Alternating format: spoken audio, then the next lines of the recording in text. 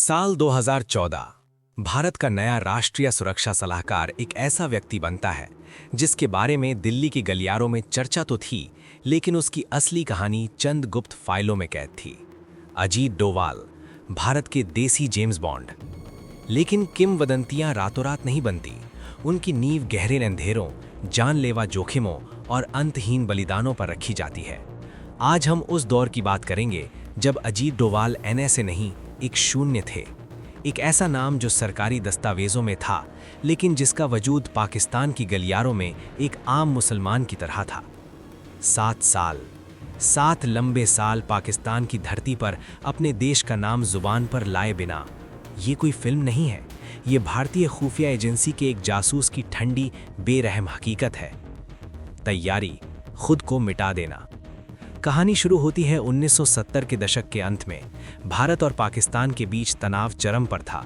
परमाणु हथियारों की होड़ गुपचुप तरीके से चल रही थी। आईबी को एक ऐसे जासूस की ज़रूरत थी जो न केवल पाकिस्तान में घुस सके बल्कि वहां का हिस्सा बन सके। अजीत डोवाल, जो पहले ही मिजोरम में उग्रवादियों के बीच अंडरकवर काम कर चुके थे, इस आत्मघाती मिशन के लिए चुने गए। लेकिन तैयारी आसान नहीं थी। उन्हें अजीत डोवाल को पूरी तरह मारना पड़ा। उन्हें एक नया नाम, एक नया धर्म, एक नया इतिहास और एक नया लहजा अपनाना था। महीनों तक उन्होंने उर्दू के कठिन शब्दों का अभ्यास किया, नमाज पढ़ने का सही तरीका सीखा और इस्लाम के रीति रिवाजों को ऐसे आत्मसात किया कि कोई उन पर शक न कर सके। सबसे बड़ा जोखिम उनके शरीर पर था। बचपन की परंपरा के अनुसार उनके कान छिदे हुए थे, जो उनकी हिंदू पहचान का एक स्पष्ट सबूत था। पाकिस्तान में ये एक मृत्यु दंड था। डोवाल ने एक कठिन फैसला लिया। उन्होंने अपने कानों की प्लास्टिक सर्जरी करवाई ताकि वो निशान पूरी तरह मिट जाए। खुद को देश के लिए मिट जाने की ये पहली कड़वी किश्त थी। घुसपैठ और लाहौर की गलियां। वो पाकिस्तान में दाखिल हुए। सरकारी रिकॉर्ड में वो पाकिस्तान में भारतीय उच्चायोग के व्यापारिक अनुभाग के प्रमुख थे, लेकिन ये केवल एक कागजी ढाल थी। उनकी असली कार्यभूमि थी लाहौर की तंग गलियां, मस्जिदें और वो ठिकाने जहां भारत के खिलाफ साजिशें रची जा रही थीं। उनका नया वजूद था एक आम मुसलमान का। वो लाहौर की एक बस्ती में रहने लगे। वो हर दिन 5 वक्त की नमाज पढ़ने मस्जिद जाते, स्थानीय लोगों से दोस्ती करते और धीरे धीरे उस समाज का हिस्सा बन गए। ये एक मानसिक युद्ध था।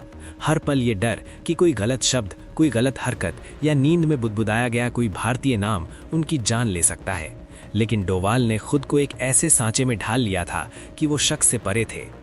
मौत के करीब और बड़ी सफलता। 7 सालों में डोवाल ने कोई बड़ी गलती नहीं की, लेकिन एक दिन मौत उनके बहुत करीब आ गई। मस्जिद से निकलते समय एक सफ़ेद दाढ़ी वाले बुजुर्ग ने उन्हें बुलाया।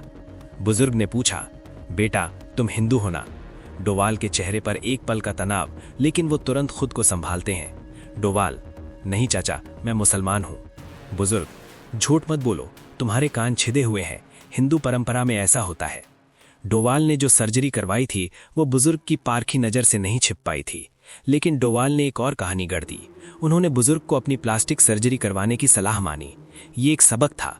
जासूसी के खेल में छोटी सी छोटी डिटेल भी जान ले सकती है। लेकिन जोखिम के साथ साथ सफलताएं भी बड़ी थीं।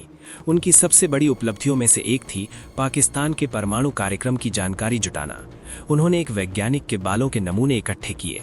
भारतीय प्रयोगशालाओं में उन बालों के परीक्षण से पता चला कि वो वैज्ञानिक उच्च श्रेणी के यूरेनियम के संपर्क में थे।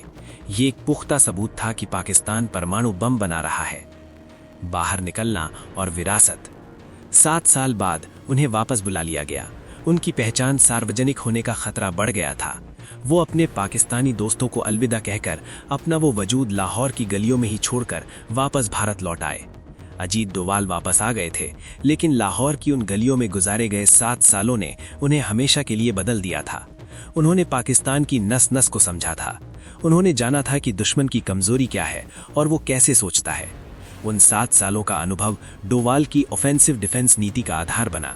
वो नीति जो कहती है कि अगर दुश्मन आपको घर में घुसकर मारने की साजिश रच रहा है, तो आपको उसके घर में घुसकर उस साजिश को खत्म करना होगा। सर्जिकल स्ट्राइक और बालाकोट एयर स्ट्राइक जैसी कार्रवाइयां इसी विचारधारा का नतीजा थीं। अब संहार। अजीत डोवाल की कहानी केवल एक जासूस की कहानी नहीं है। ये एक ऐसे समर्पण की कहानी है जहां देश के लिए अपने नाम, अपनी पहचान और यहां तक कि अपने अस्तित्व को भी दांव पर लगा दिया जाता है। लाहौर की वो गलियां आज भी उस अनाम भारतीय जासूस की गवाह है जिसने 7 साल तक अंधेरे में रहकर भारत के भविष्य के लिए रोशनी इकट्ठी की थी। तो ये की अजीत डोभाल के उस मिशन की कहानी।